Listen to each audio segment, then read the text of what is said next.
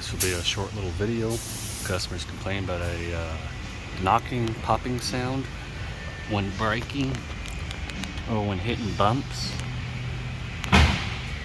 So what you want to check for? Control arm.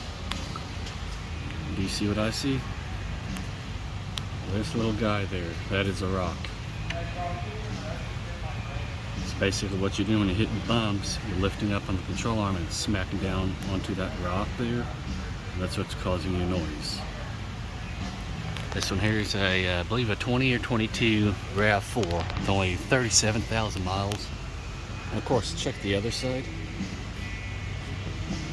and see. Check on top too. Let's see if there's any rocks. This side here is the passenger side. Everything's good. But I'll check.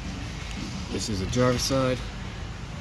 You see that rock there. So we'll have to remove it, take it on a test drive, and verify everybody's happy there. Trying to get you to the top part of it, if I can.